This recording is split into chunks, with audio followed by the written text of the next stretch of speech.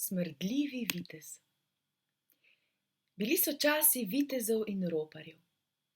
Friderik, častitljiva grajska podgana, je v tistih časih spoznal nekoga, ki je bil kar oboje hkrati. Zloglasnega roparskega viteza po imenu Erazem Predjamski. Erazem je bil neustrašen vitez, ki je zaradi pogumnega, a svojeglavega ravnanja padel v nemilost pri Habsburškem cesarju. Tako so ga nekega dne stražarji pripeljali v grajsko ječo, ker je ubil poveljnika cesarjeve vojske. Erazma so vrgli v plemiško ječo, kar pa ne pomeni, da je bilo tam notri jetnikom z rožicami postlano. Še vedno je bila to mrzla, kamnita, umazana in neprijazna ječa, le da se je nahajala v grajskem stolpu. Erazem je v njej preživljal zaporniške dneve, ki so se mu vlekli kot meseci. Ker je bil pameten in trmasto odločen, da preostanka življenja ne bo preživel v smrdljivi ječi, si je dneve krajšal z načrti za pobeg. Friderik je hitro slišal za zloglasnega viteza zaprtega v stolpu. Vsak dan je namreč naredil obhod po ječah in preveril, če so vsi zaporniki še vedno na istih mestih. No, hkrati je upal tudi na kakšno drobtinico, sicer precej dolgočasne zaporniške hrane. Tako se je nekega jutra tiho priplazil v Erazmovo ječo in opazoval, kako vitez na kamnite zidove riše grb svoje plemiške družine Lueg. O, poglej no, umetnika imamo, je iz temnega kota poznavalsko komentiral Friderik. Erazem se je zdrznil in zagledal Friderika, ki se je v trenutku začel spraševati, ali je ogovarjanje nevarnega viteza morda nespametno početje. Umetnika? Ti bom že dal umetnika, ti podgana grintava, je rjovel razjarjeni vitez. Friderik jo je že hotel cveleče pobrisati iz njegove ječe, ko ga je Erazem ustavil.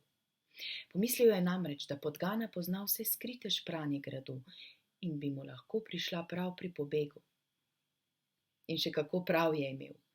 Saj mu je Friderik kot poznavalec gradu v zameno za nekaj drobtinic hrane z veseljem postregel z grajskimi skrivnostmi.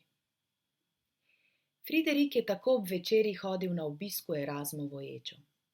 Vitez mu je vsak dan prihranil nekaj za podzob, nato pa sta skupaj kovala načrte, kako pobegniti z gradu. Risala sta poti po grajskih hodnikih, zapisovala obhode stražarjev, računala višino grajskih zidov in razmišljala, kje bi se lahko Erazem splazil na prostost.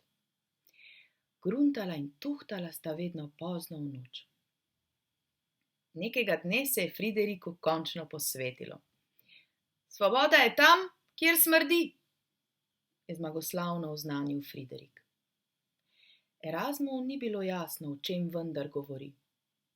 Smrdljiva svoboda, se je lastni pogruntavščini smejal Friderik. Erazem je vprašujoče strmel Friderika in ga je že pošteno zanimalo, kako si njegov zviti mali prijatelj predstavlja njegovo pot na svobodo. Odgovor ga je vse prej kot razveselil.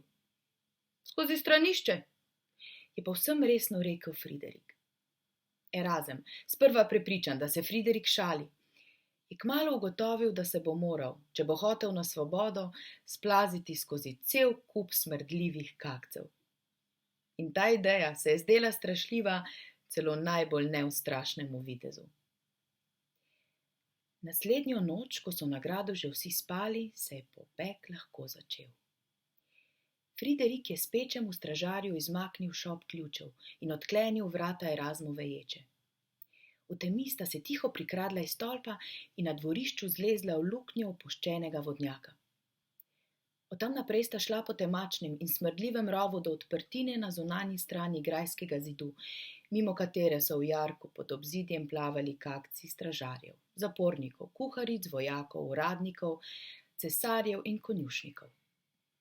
In na vse te smrdljive kakce je priletel Erazem Predjamski, ko je tiste noči skočil na svobodo. Medtem je Friderik na obzidju tiho cvilil od veselja.